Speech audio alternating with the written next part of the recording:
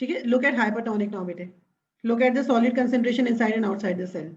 ये देखो, there is more solute outside, there is less solute inside. ठीक है, अब इसमें होता क्या है बेटे, सी, अगर ज्यादा सॉल्यूट है तो as compare to it water is less. ठीक है, और अगर तुम सेल के अंदर देखो, ठीक है, there is less solute and more water molecules. तो अब इसको जब तुम रिलेट करो वाटर पोटेंशियल के साथ, सो वाटर पोटेंशियल बेटा इज मोर इनसाइड हियर। ठीक है, there are more water molecules here. और वाटर पोटेंशियल के बेटा tendency of water to move from high water potential to low water potential. ठीक है, क्योंकि बेसिकली बेटा जब हम बात करो, देखो एक ही अगर एक सर्टेन अमाउंट ऑफ वॉल्यूम है, उसमें एक certain number of solutes and solvent आ सकते हैं ना, तो आपके सोल्यूशन बन रहे हैं। तो अगर सॉल्यूट ज्यादा होगा तो सॉल्वेंट की कंसेंट्रेशन वहां पे कम हो जाएगी रिलेटिव टू इट। ठीक है, तो सॉल्वेंट हमारा वाटर है। ठीक है, वाटर की कंसेंट्रेशन कम है, सॉल्यूट की ज्यादा है। तो जब भी हाइपरटोनिक सोल्यूशन होता है बेटे, हाइपरटोनिक का मतलब है सेल के बाहर सॉल्यूट ज्यादा है, तो उस केस में क्या होगा बेटे, water molecules will move out of the cell, क्योंकि वाटर की कंसेंट्रेशन यहाँ पे कम है। ठीक है, तो वाटर पोटेंशियल की वजह के डिफरेंस की वजह से बेटे water will move out of the cell and the cell will shrink in size. Are you getting it बेटे? Yes ma'am. ठीक है, तो मैंने आपसे थोड़ी देर पहले बात की थी ना कि जो हमें ड्रिप्स वगैरह लगती है उसमें आइसोटोनिक सोल्यूशन होता है, वो इस वजह से होता है कि अगर आपको कोई उन्होंने ड्रिप दी और उसमें सॉल्यूट ज्यादा है तो सेल के अंदर से वाटर निकल के बाहर चला जाएगा, and we don't want that to happen, क्योंकि सेल श्रिंक हो जाएगा। ठीक है, सेल के अंदर से वाटर रिमूव हो गया तो और भी सेलुलर एक्टिविटीज है बेटा, उसमें भी अफेक्ट पड़ेगा। ठीक है, so we have to be carefully maintaining that isotonic solution. तो अब समझ आ गई बेटा आइसोटोनिक क्यों दिया जा रहा है? Yes ma'am. ठीक है, अच्छा, अब इसके लिए ठीक है, ये तो था हाइपरटोनिक। अब हाइपोटोनिक क्या है बेटा, हाइपोटोनिक में क्या, solute concentration is less outside but it is more inside the cell. ठीक है, तो अब क्या होगा बेटे, अब देखो जहां भी सॉल्यूट कंसेंट्रेशन लेस है वहां वाटर की कंसेंट्रेशन ज्यादा होगी। रिमेंबर बेटे this whole is a solution, solution consist of solute plus solvent. तो जब सॉल्यूट कम होगा उस वक्त सॉल्वेंट ज्यादा है। ठीक है, जब सॉल्यूट ज्यादा था उस वक्त सॉल्वेंट कम था। ठीक है, तो अब देखो क्या हो गया, अब सेल में जब सॉल्यूट ज्यादा है तो आपके पास सॉल्वेंट कम है, अब वाटर की नेट मूवमेंट बेटा हो जाएगी inside the cell, because water has high water potential here, it will move inside. अब इसकी वजह से क्या होगा बेटा, cell will swell. Are you getting it बेटे? ठीक है, अब यहाँ पे अंदर प्रेशर बढ़ जाएगा। ठीक है, तो the cell can also burst because of that. Again दोनों केसेस बेटे डेंजरस है, सो दैट्स द रीजन हमें आइसोटोनिक उसकी सॉल्यूशन को मेंटेन करना होता है। Do you understand the difference बेटे? Yes ma'am. ठीक है, ओके देन, सो अब let's discuss this then. Hypertonic solution, अब याद रखना बेटा हाइपरटोनिक का मतलब है सॉल्यूट बाहर ज्यादा है। ठीक है, they contain more solutes and therefore has lower water potential than a cell suspended in the solution. तो याद रखना बेटा जहां सॉल्यूट ज्यादा होंगे उस जगह वाटर पोटेंशियल कम होगा। They are saying describe the direction of net movement of water when it is suspended in a hypertonic solution. तो आपको बता रहे हैं बेसिकली वाटर मूव कहां से कहां करेगा। ठीक है, अपनी आसानी के लिए तुम एक सेल भी ड्रॉ कर सकते हो। ठीक है, कोई भी सेल ड्रॉ कर लो। ठीक है, एंड दे आर सेइंग कि it's a hypertonic solution, there are more solute particles outside. ठीक है, तो अगर ये सॉल्यूट पार्टिकल्स हैं और अंदर कम है, ठीक है, एंड वी हैव, ठीक है, ये छोटे छोटे जो मैंने बताई वाटर मॉलिक्यूल्स हैं एंड अंदर you have lots of them. So what do you think बेटे, net movement they are asking what will be the, where will be the net movement of water, बताओ। अब ये सेल है, ma'am outside the cell. Water will move out of the cell and what will happen to the cell, अगर water बाहर चला गया तो shrink. Cell will shrink. ठीक है, तो water will move out of the cell, ठीक है, and the cell will shrink. ठीक है, अब हम इसके लिए डिफरेंट टर्म्स यूज करेंगे।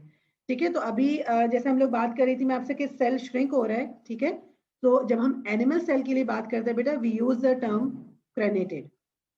ठीक है, सो जब एनिमल सेल की श्रिंकेज की बात करते हैं वी यूज दिस टर्म बेटा। So the net movement of water across the partially permeable membrane of an animal cell, ठीक है, in a hypertonic solution causes a cell to shrivel shrivel या shrink, ठीक है, and it becomes craniated, ठीक है, that is the term that you will use for animal cell. और plants के लिए हम use करते हैं बेटा term plasmolized, ठीक है, plasmolized तुम P से अगर याद रख लो, P for plant, P for plasmolized, ठीक है, so ये term हम सिर्फ plants के लिए use करते हैं, ठीक है, cell shrink होगा, but the thing is बेटा आपका जो plant cell होता है बेटा it has a cell wall, तो cell wall की वजह से बेटा actually जो आपका cytoplasm it gets pulled away from the cell wall, ठीक है, so we call it as a plasmolized cell. So terms दोनों के लिए different है, plant cell के लिए और animal cell के लिए. Animal cell में आप use करेंगे craniated, plant cell में आप use करेंगे plasmolized. Okay then. Acha, so they are saying when water moves out of an animal or a plant cell, they become craniated or plasmolized. Describe what affects the amount by which a cell is craniated or plasmolized. Amount मतलब है बेटे वो आपसे amount of water पूछ रहे हैं कि किस हिसाब से मतलब किस वजह से ये हो रहा है. सेल जो craniated या plasmolized किस वजह से हो रहा है, वो कौन सी सिचुएशन है जिसकी वजह से ये हो रहा है. Why water is leaving the cell? Maybe because cell is hypertonic to outside. ठीक है. अच्छा एक चीज ये भी है because they are saying the steepness of water potential. The greater the difference between the water potential of the cell and the solution, the more water will move out because equilibrium is reached. Before equilibrium is reached. ठीक है. So amount तो definitely हम volume की बात कर रहे हैं यहाँ पे. ठीक है, बिकॉज डिफरेंस तो बहुत ज्यादा है ना, सॉलिड बाहर बहुत ज्यादा है तो बाहर वाटर पोटेंशियल कम है और अंदर वाटर पोटेंशियल ज्यादा है, सो इट विल डेफिनेटली बेटा move out. Okay then, so ठीक है, सो जस्ट रिमेंबर बेटा प्लाज्मा प्लांट सेल्स के लिए make sure you use this term, और आप once they are plasmolyzed the cells become flaccid. So these are a few terms that we will be using the plant cells. ठीक है, once they become plasmolyzed we call them as flaccid cells. The cells have got flaccid. Is this clear बेटे? Okay then. Yes, तो ma'am. अभी हमने hypotonic solution में क्या क्या हो सकता है उसकी बात की है. ठीक है, अब हम बात करें what can happen in a hypotonic solution. Hypotonic क्या था बेटे, सेल के बाहर सॉल्यूट की कंसंट्रेशन कम थी और अंदर ज्यादा है. ठीक है, सो हाइपोटोनिक सॉल्यूशन में so what do you think बेटा would happen if this is a cell और बाहर सॉल्यूट कम है अंदर बहुत ज्यादा है. ठीक है, and if the solute is less outside so there is more water outside. ठीक है, and there is less water inside. अब नेट मूवमेंट कहाँ होगी बेटे? Water will move inside. Water will move inside. What will happen to the cell? Cell will swell or It maybe. will swell.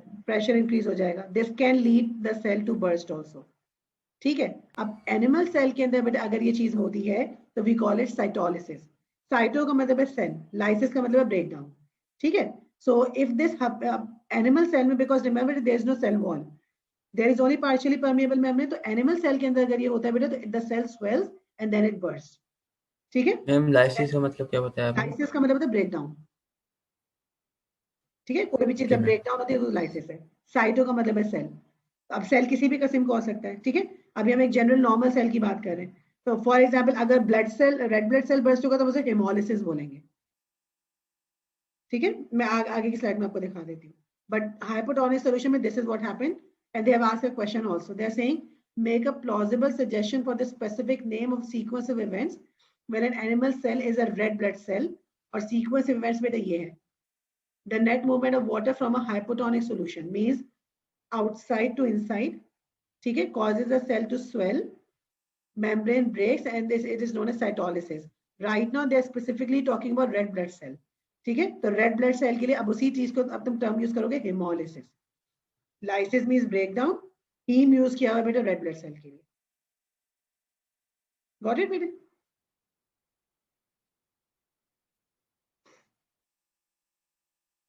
Clear? Ma'am ये बात दोबारा समझा दे. Haemolysis.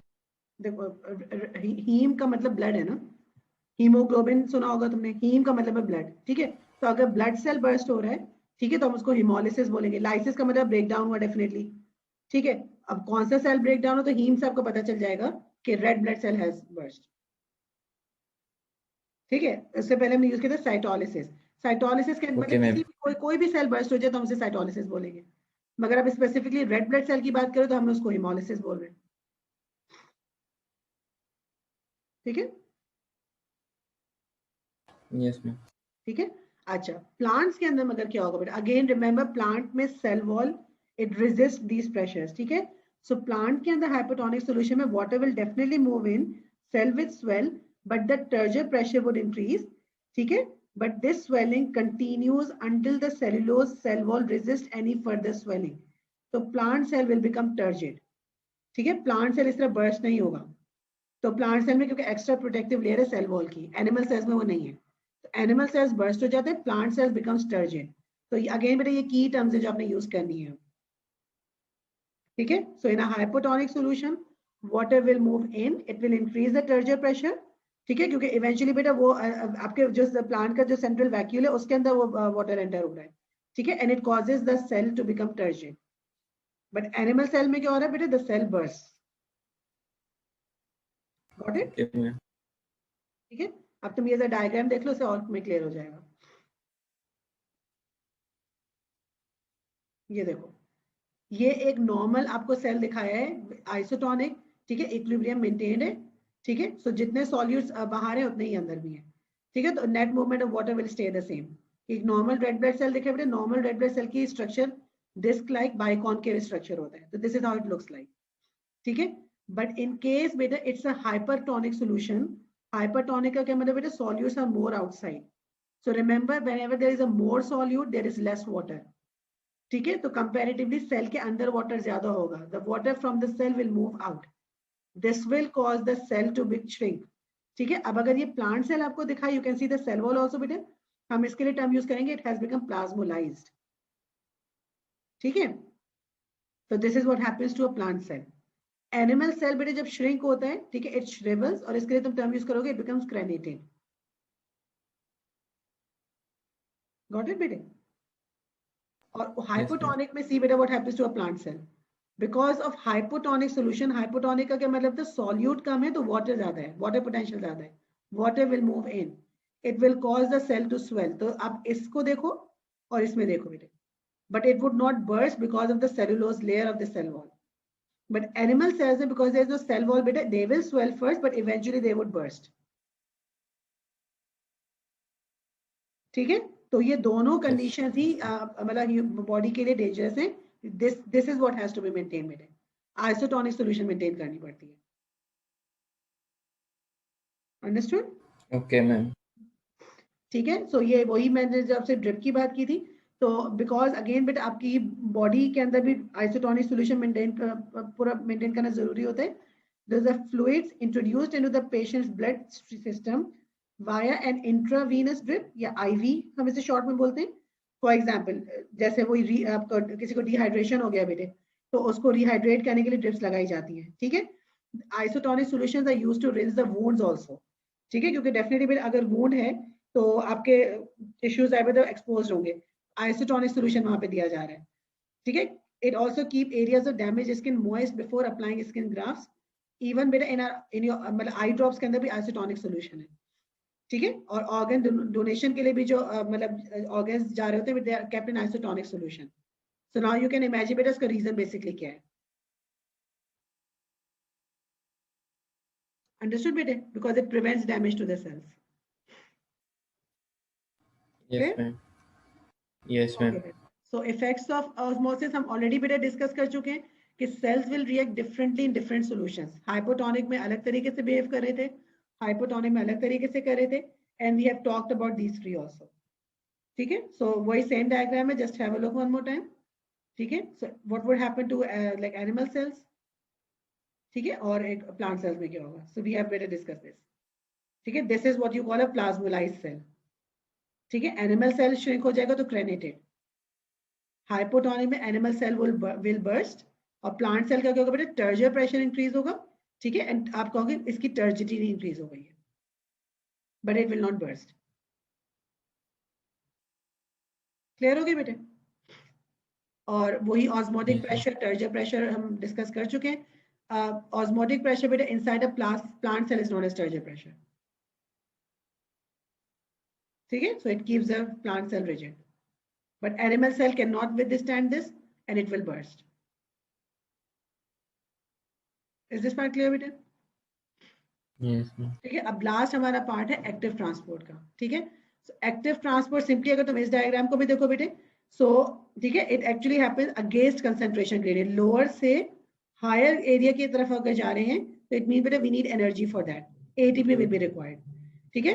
So movement of particles occurs against the concentration gradient, this is known as active transport, ठीक है बेटे। अब सी active transport में भी कैरियर प्रोटीन्स ही यूज हो रहे हैं, ठीक है। अब इसको कंपेयर करो फैसिलिटेटेड डिफ्यूजन से, वहां भी कैरियर प्रोटीन्स थे, ठीक है, मगर अब यहाँ एक्टिव ट्रांसपोर्ट में बेटा ATP actually use here now, ठीक है, that is the difference. So active transport requires energy, process is almost the same as facilitated diffusion, ठीक है, ऑलमोस्ट लिखा है, ठीक है, डिफरेंस क्या बेटा, इट नीड्स एटीपी, सही है। सो बेसिकली क्या होता है बेटा, because molecules have to be sent against the concentration gradient. तो अब तरह तुम ये डायग्राम अगर फॉलो करो, ये जो ऑरेंज आपको नजर आ रहे हैं ब्लॉक से बेटा, दीज आर सोडियम आयंस आपको दिखाए हैं, and these are sodium ions inside also. So if you compare बेटा, अंदर कंसंट्रेशन कम है as compare to outside, do you notice this बेटा? Yes, ma'am. ठीक है। अच्छा, अब if we are sending these sodium ions outside the cell, so they are बेटा going against the concentration gradient, क्योंकि तुम लोअर कंसंट्रेशन से हायर की तरफ भेज रहे हो, this requires energy and this is where active transport comes in, ठीक है। सो दिस एनर्जी बेटा will be provided by the ATP, are you getting it बेटा? Yes, ma'am. ठीक है। So what are the factors बेटा, again active transport के अंदर भी the more the number of carrier proteins, the more will be the rate, definitely, ठीक है। then speed of individual carrier proteins also matter a lot बेटे, and availability of ATP, जहां पे aerobic respiration ज्यादा हो रही होगी बेटे, ATP will be generated more active transport will take place, ठीक है। अगर there is no respiration बेटे, no ATP will be produced. so Jin cells में वैसे ही for example liver cell में a lot of metabolic activities are going on, so that's the reason बेटे they have a lot of mitochondria also, ठीक है। तो इसीलिए cell organism भी मतलब हर सेल में उसकी फंक्शनैलिटी के हिसाब से होते हैं। So the more Yes, ma'am. Mitochondria, the more ATP, the more active transport will take place, ठीक है। But this is known as primary active transport, primary active transport requires ATP, secondary active transport does not require ATP. तो अब हम सबको बारी बारी discuss कर लेंगे, but let's talk about ATP क्या है, ठीक है। ये हम चैप्टर 1 में भी हमने डिस्कस किया था। एटीपी इज एडेनोसिन ट्राइफॉस्फेट, ठीक है, and it is actually like this is a base nucleotide which is adenine attached to a 5 carbon sugar which is known as ribose, ठीक है। so 1 2 3 4 5 इसको हम पेंटोज शुगर भी बोलते हैं, ठीक है, and then it has 3 phosphate groups attached to it, so adenosine triphosphate, ठीक है। so these bonds, ये जो phosphate के bonds है बेटा, they get broken और इसकी वजह से एनर्जी प्रोड्यूस हो रही होती है, ठीक है। so every time one phosphate group detaches from it and the process known as hydrolysis. Hydrolysis chemistry में तुमने पढ़ा होगा, ऑर्गेनिक केमिस्ट्री के अंदर अगर याद हो तुम्हें ओ लेवल्स में, तो हाइड्रोलिसिस क्या है बेटा कि जब हम इसके अंदर addition of water leads to hydrolysis, ठीक है। आप इसमें वाटर ऐड करोगे the bond will be broken, this ATP will be converted into ADP which is adenosine diphosphate. तो पहले ट्राइफॉस्फेट था, वो डाइफॉस्फेट है, ठीक है। If it further undergoes hydrolysis बेटा, it will convert into AMP, adenosine monophosphate, got it बेटा? Yes, ma'am. Yeah. Acha. So let's talk about primary active transport first. So here beta they have shown you the अब इनको हम protein pumps बोल रहे हैं, ठीक है, because beta ATP is required there. Okay then. So here beta you see the same carrier protein, but for example this is a molecule or a substance which gets attached to the protein pump first, ठीक है, ठीक है. It undergoes conformational change, but then beta ATP is also utilized here.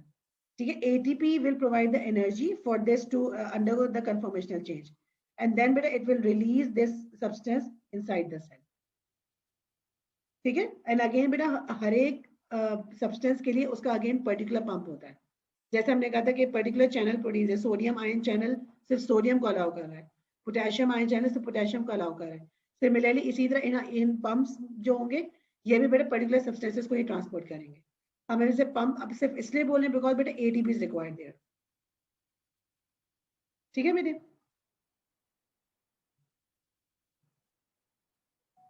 Are you getting it Yes, बेटे? ma'am. ठीक है। अच्छा अब मैं तुम्हें इसकी ये समझा देते पहले। बुक में हमारे और जो कोर्स में बेटे जो हमें एक्टिव ट्रांसपोर्ट के लिए पढ़ना है, that is the sodium potassium pump. ठीक है, this is what we have to study. ठीक है, so there are many kind of those, but हमें बेसिकली ये पढ़ना है. सोडियम पोटेशियम का मतलब बेटा it is like catering to both of them, sodium as well as potassium. तो हमारा सोडियम पोटेशियम पंप किस तरह एक्टिव ट्रांसपोर्ट में हेल्प कर रहे हैं? जनरली व्हाट हैपेंस बेटे, सोडियम आयन की कंसेंट्रेशन आउटसाइड द सेल ज्यादा होती है, inside the cell in the cytoplasm it is less. ठीक है, बट रिमेंबर बेटे एक्टिव ट्रांसपोर्ट का मतलब क्या है? You are actually it is working against the concentration gradient. हम लोअर कंसेंट्रेशन से हायर की तरफ भेज रहे हैं. ठीक है, so sodium ions from inside the cell are taken outside. ठीक है, through the sodium potassium pump. और उसका रेशो क्या है बेटे? Free sodium ions are sent outside. ठीक है, तो जब ये सोडियम आयंस बाहर जाते हैं बेटा, at the same time 2 potassium ions are brought inside. ठीक है, so this is the ratio for sodium potassium pump. 3 sodium ions go out, 2 potassium ions get in.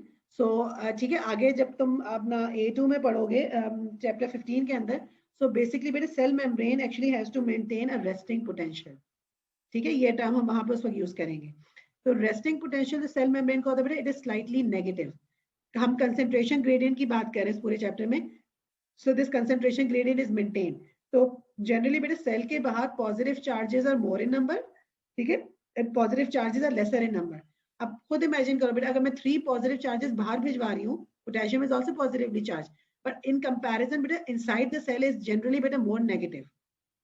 Negative का ये मतलब नहीं है नेगेटिव चार्जेस ज्यादा है, मगर अगर तुम पॉजिटिव्स को कंपेयर करो तो we have more positive outside, we have like comparatively less positive inside. तो इसलिए हम कहते हैं कि जो सेल मेम्ब्रेन है बेटा, inside the cell is actually negative as compare to outside the cell. Are you getting it बेटे? फिर से रिपीट कर दें. देखो बेटे, सेल के अंदर ठीक है, क्योंकि सेल मेम्ब्रेन में ठीक है जो भी एक्टिविटीज परफॉर्म करनी पड़ती है बेटा, the resting potential is actually बेटा इट्स एक चार्ज मेंटेन करना पड़ता है इसमें. ठीक है, सेल मेम्ब्रेन के अंदर. तो व्हाट हैपेंस, सेल मेम्ब्रेन की रेस्टिंग पोटेंशियल ऐसा होता है कि positive charges are more outside. ठीक है, and the inside of the cell is less positive. Less positive इसलिए कह रही हूँ, 3 sodium ions are sent outside against the concentration gradient. Sodium ions are already more outside. ठीक है, तो हम उसे against the concentration भेज रहे हैं, but at the same time जब 3 बाहर जा रहे हैं तो 3 की जगह सिर्फ 2 वापस आ रहे हैं. ठीक है, तो अगर तुम कंपेयर करो 3 के मुकाबले में 2, तो if 2 are coming inside, so inside environment will be positive. मगर तुम दोनों को कंपेयर करो बेटा, outside the cell और inside the cell, तो comparatively inside the cell is more negative as compared to outside. So जो हमारी सेल मेम्ब्रेन है, it maintains this resting potential. ठीक है, it has to maintain this. तो उसको मेंटेन करने के लिए we need this sodium potassium pump to work all the time. Because इसका काम क्या है बेटा, क्योंकि सोडियम तो आप ये बात भी हमने पढ़ी है कि higher the concentration the more the diffusion will take place. तो अगर ऑलरेडी सोडियम बाहर ज्यादा है बेटे, तो वो फैसिलिटेटेड डिफ्यूजन के थ्रू तो अंदर आ सकती है, चैनल प्रोटीन तो होंगे. ठीक है, तो मगर एक्शन पोटेंशियल मतलब इसकी वजह से आपका जो एक्टिव ट्रांसपोर्ट है, इसकी वजह से we are sending the sodium outside also. तो यहाँ पे एटीपी की वजह से सोडियम बाहर जा रही है, बट जब कंसेंट्रेशन बढ़ जाएगी तो that sodium can come inside also. उसको हम फोर्सफुली बाहर भेजा जा रहा है सेल से, सिर्फ ये रेस्टिंग पोटेंशियल मेंटेन करने के लिए. यू गेट इट बेटे? Yes ma'am. ठीक है, तो this is what your cell membrane has to do. It has to maintain a potential difference across the membrane. ठीक है, सो लेट्स अब इसके हम डायग्राम जरा देखते हैं. This is how it happens बेटे. अब see, this is how it starts. ये आपको दिखा है extra cellular fluid. Remember sodium ions are always more outside the cell. ठीक है, and inside the cell we have a lesser amount of sodium. Since sodium is being sent against its concentration gradient, तो ये जो carrier protein है बेटा, this is how the structure is. These are the binding sites of sodium ions. So 1 2 3. ठीक है, so first what will happen बेटा, sodium will come and bind to this protein channel. ठीक है, it will cause conformational change. ठीक है, जब ये attach हो जाएगा, after that beta what will happen, ATP will bind to it. जैसे ही देखो ये तीनों बाइंड हुए, now ATP will bind to it. ठीक है, it will convert into ADP. ठीक है, the energy is being provided by this phosphate group now. ठीक है, अब ये सोडियम, अब हम इस तरह फॉलो करें. ठीक है, सोडियम अटैच हुआ, ATP provides the energy. It will this will बेटा lead to conformational change. Conformational change का क्या मतलब है? अब सी है बेटे, ये वाली साइड बेटा क्लोज हो गई है, look here in this diagram, and now this side has open, this has open, so sodium is being released out, ठीक है। मगर एट द सेम टाइम अगर तुम इसी चैनल कैरियर प्रोटीन को देखो बेटा, तो इसमें ये राउंडेड जो है बेटा, these are the binding sites of sodium, but then you can see these two binding sites also, these two are for potassium, ठीक है। तो जब सोडियम बाहर निकला, तो नाउ व्हाट हैपेंस बेटा, because potassium was also outside, it comes and binds to its specific binding sites now. So the moment beta potassium binds, now the phosphate group that was attached to it, it gets released. अब ये release हो जाएगा, again बेटा this conformational change will take place, now this part will close, यहां से ही open हो जाएगा, and potassium goes inside the cell, ठीक है। क्योंकि ठीक है, एक चीज मैं आपको बताना भूल गई, सोडियम बाहर ज्यादा है और पोटेशियम अंदर ज्यादा होता है, सोडियम की कंसेंट्रेशन बाहर ज्यादा होती है, ठीक है, और बाहर पोटेशियम कम होता है, और अंदर अगर हम देखें तो बेटा अंदर potassium is high, sodium is low, तो against potassium is also being sent against his concentration gradient, ठीक है। सो दैट्स द रीजन बेटा एक्टिव ट्रांसपोर्ट के लिए you need ATP for that. Okay ma'am, समझ आई आपको ये पूरा कि सोडियम पोटेशियम पंप कैसे काम कर रहा है, ठीक है। So it yes ma'am, sends 3 sodium ions out and it brings in 2 potassium ions in. So generally आपका inside of the membrane is negative as compared to outside of the cell. Is this part clear बेटे? Yes ma'am, ठीक है। तो अभी जो हमने चीज discuss की बेटे वो प्राइमरी एक्टिव ट्रांसपोर्ट है, primary active transport requires ATP. तो अगर तुम इसी एनिमेशन को देखो, पहले कैल्शियम बाइंड हुआ, फिर एटीपी आया, ठीक है, और फॉस्फेट ग्रुप अटैच था, it led to conformational change, calcium moved out. अब इन्होंने खाली आपको सिर्फ एक आयन दिखाया है, मैंने आपसे पीछे डिस्कस किया था sodium potassium channel, but it can be any ion, ठीक है। बहुत सारे आयन ऐसे जो एक्टिव ट्रांसपोर्ट के थ्रू बाहर जा सकते हैं, या इन्होंने आपको कैल्शियम की एग्जांपल दे दी है, ठीक है। So just have a look at one more time बेटा, कैल्शियम आयंस बाइंड हुए अपनी बाइंडिंग साइट पे, then ATP comes and binds, ठीक है, ATP converts to ADP, conformational change की वजह से देखो कैल्शियम हैज मूव्ड आउट और it has moved against his concentration gradient, अंदर देखो कैल्शियम कम था, गॉट इट बेटे, ठीक है। अब हम देख रहे हैं एक वीडियो इसमें, वहां पे बेसिकली अब हम डिस्कस करेंगे बेटा प्राइमरी के साथ secondary active transport. So now you see the difference, ठीक है। So I am playing this one.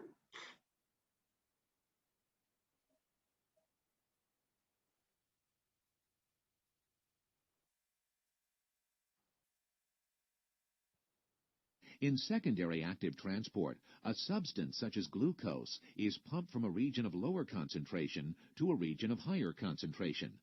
This process requires energy because glucose molecules are transported against their concentration gradient. The energy that drives glucose across a membrane against its concentration gradient does not come directly from ATP. Rather, it comes from the energy stored in a sodium ion gradient, which was created using ATP. Because ATP does not fuel the pump directly, this process is called secondary active transport. To pump glucose against its concentration gradient, the pump takes up both sodium and glucose from outside of the cell and then changes shape, depositing both substances inside the cell. A pump that transports two substances in the same direction is called a symport protein. The sodium ions that enter the cell are later returned to the outside by the action of the sodium-potassium pump. This process, called primary active transport, creates sodium and potassium ion gradients at the expense of ATP.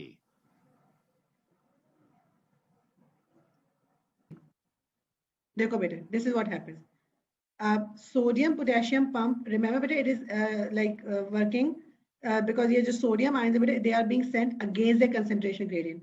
बाहर already ज्यादा हैं, ठीक है, तो concentration gradient is higher, more outside, ठीक है। और हमने ये diffusion में हमने क्या पढ़ा था बेटे, diffusion क्या है, when substances move from a higher concentration to lower concentration, ठीक है। फिर हमने डिस्कस किया था simple और facilitated diffusion. सिंपल तो हाइड्रोफोबिक लिपिड सॉल्युबल थे, बट जो हाइड्रोफिलिक या चार्ज पार्टिकल्स से बेटे, they were moving in through facilitated diffusion, जहां पे कैरियर प्रोटीन्स इन्वॉल्व थे, ठीक है। अब क्या हो रहा है बेटे, sodium is being pump outside जहां ऑलरेडी ज्यादा है, ठीक है। अब बेटा जब ऑलरेडी ज्यादा है तो कंसंट्रेशन एक्टिव ट्रांसपोर्ट की वजह से ज्यादा सोडियम हो गई, अब this has to come in also. अब कैरियर प्रोटीन्स भी स्पेसिफिक होंगे, सोडियम के लिए भी होंगे चैनल्स, ठीक है। तो सोडियम, अब यहाँ पे हम यहाँ पे चैनल कैरियर प्रोटीन की बात करें, because now sodium will not diffuse in alone, sodium के साथ अब ग्लूकोज भी अंदर आ रहा है, ठीक है। तो ऐसे चैनल प्रोटीन, ऐसे प्रोटीन्स बेटे which carry both like two substances together in the same direction are known as symport proteins, ठीक है। तो ये ट्रांसमेम्ब्रेन प्रोटीन्स के भी अपने डिफरेंट नेम्स होते हैं, ठीक है। सिम्पोर्ट का मतलब है ये दोनों एक साथ ला रहे हैं। अब सोडियम जब आएगा बेटे उसके साथ ग्लूकोज मॉलिक्यूल भी अटैच होकर अंदर आ जाएगा। ग्लूकोज बेटे you know it's larger in size, और ग्लूकोज जनरली कैरियर चैनल्स के, कैरियर प्रोटीन चैनल्स के थ्रू आ रहा है, ठीक है, कैरियर प्रोटीन्स के थ्रू सॉरी आ रहा है, ठीक है। So now glucose is also come in with the sodium, ठीक है। तो this is secondary active transport, क्योंकि इस कैरियर प्रोटीन के लिए हमें कोई एटीपी की जरूरत नहीं थी, it entered through facilitated diffusion, और फैसिलिटेटेड डिफ्यूजन में there is no ATP involve. But ये किस वजह से हुआ? ये इस वजह से हुआ क्योंकि एक्टिव ट्रांसपोर्ट के थ्रू सोडियम को बाहर भेजा गया, कंसंट्रेशन वाज इंक्रीज्ड हियर, ठीक है, and then sodium along with glucose beta went inside down the concentration gradient, ठीक है। Do you get it now बेटे? मैम दोबारा अंदर आ गया। हाँ, फैसिलिटेटेड डिफ्यूजन से अंदर आ गया ना।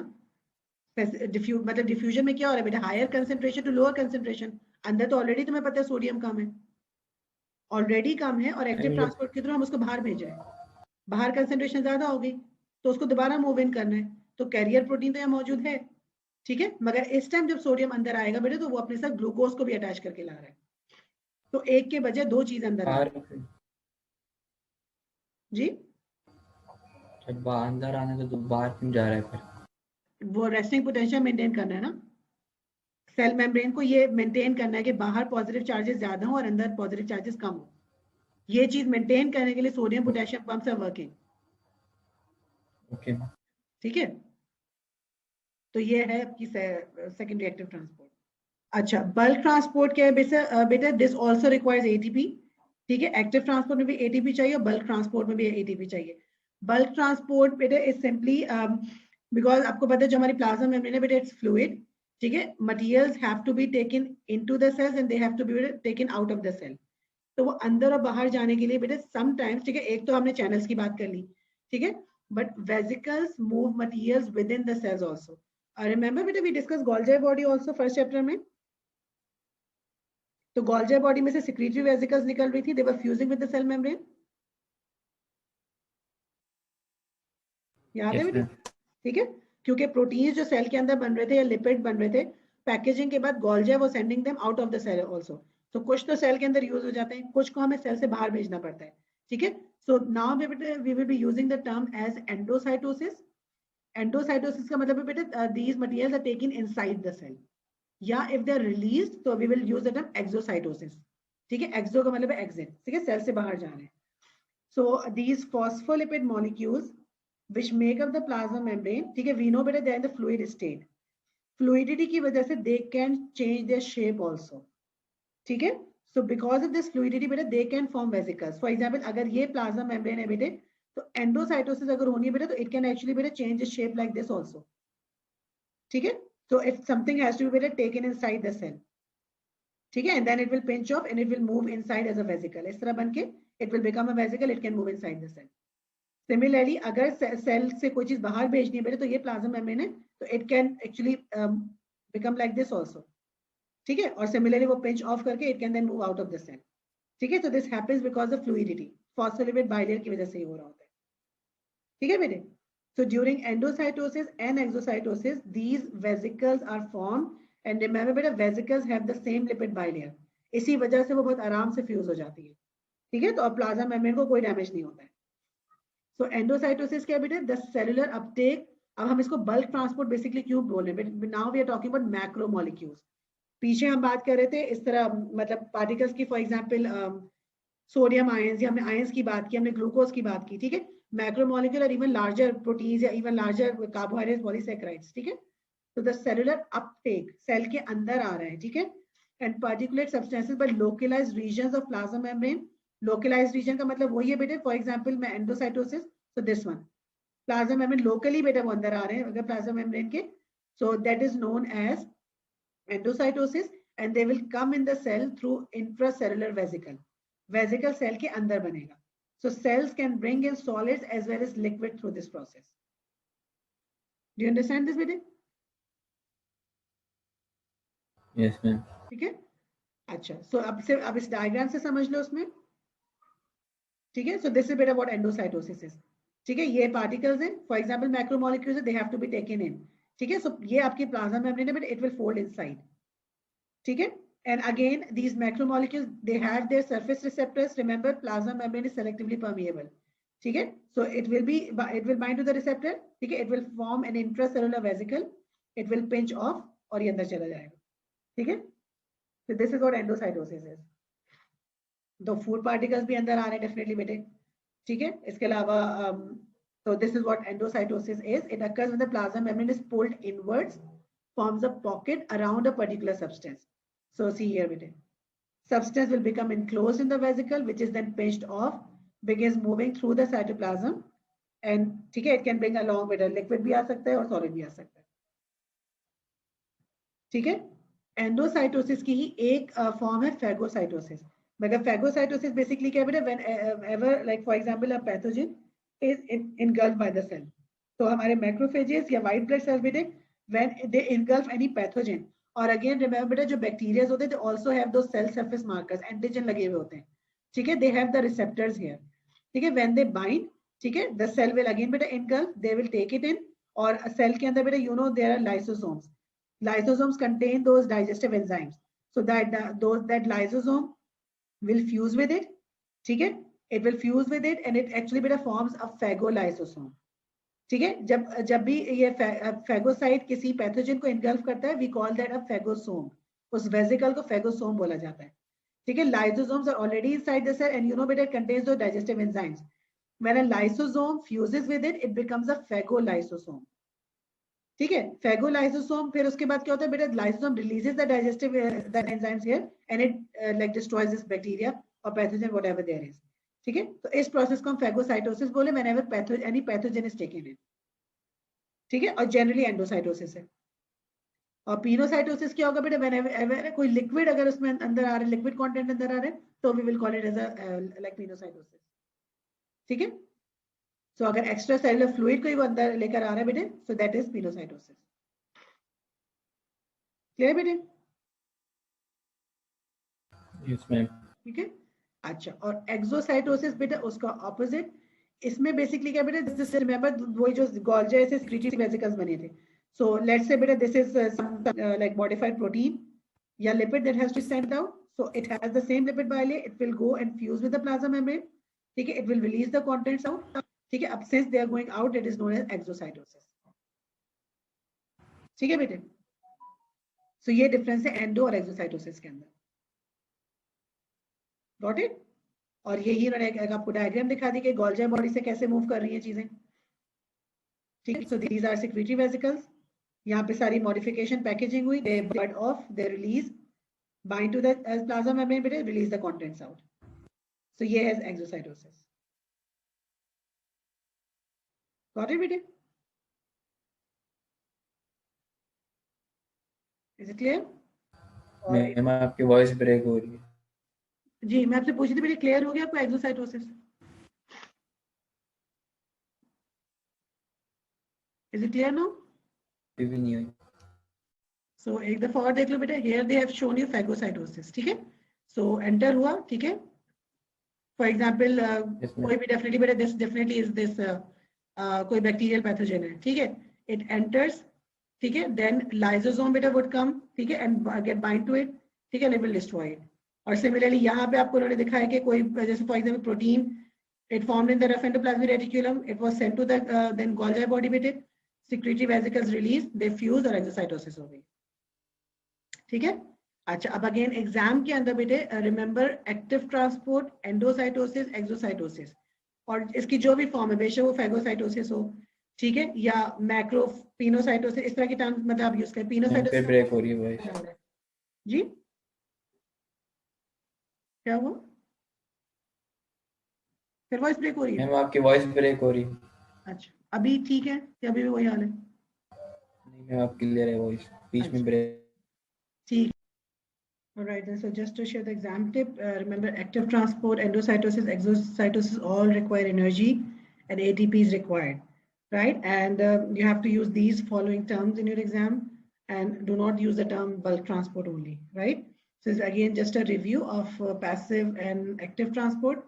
So passive transport, no requirement of energy. So this is simple diffusion, hydrophobic, lipid soluble, non-polar particles or substances, they can pass through simple diffusion through the phospholipid bilayer, right? But charged substances, charged particles, okay, like sodium, potassium ions, chloride ions, okay, they are smaller in size, so they can pass through these channel proteins, while larger hydrophilic particles, substances such as glucose, amino acid will be passing through carrier proteins, right? So this is passive transport. Active transport also requires a carrier protein, right? But it requires ATP, and substances are moved out against their concentration gradient. And this happens like substances move down their concentration gradient. Okay, so differences between active transport and facilitated diffusion. In facilitated diffusion, solutions move from high to low concentration, but in active transport, it moves from low to high. Channel proteins are not used in active transport, so we saw that in the diagram also. It is only carrier proteins which are involved, right? Active transport needs energy, but facilitated transport does not. And ATP produced by respiration is a common source of energy. When ATP splits to ADP in an organic phosphate during hydrolysis, energy is being released to facilitate the transport of solutes. So we saw that in the video also, right? And finally comes this secondary active transport, also known as co-transport. So this is a type of transport in which two substances are transported simultaneously across a membrane. So this process is actually facilitated by symporters because both of them are actually coming inside in the same direction. So this is a sodium, example, sodium glucose symporter. So it uses the sodium ions to move glucose into the cell. So the sodium ions which were actually sent outside by active transport. So there is more concentration outside. So with these sodium ions, glucose is also coming inside, right? So the movement of sodium ions through the symporter provides the required energy for glucose to move through the symporter as well. And absorption of sodium ions and glucose by cells lining the mammalian ileum takes place by co-transport. This is just an example. It also happens there in the pubescence of the proximal pulmonary also, right? So this is secondary active transport, which does not require energy, and primary active transport, which requires ATP, right? And that's about it.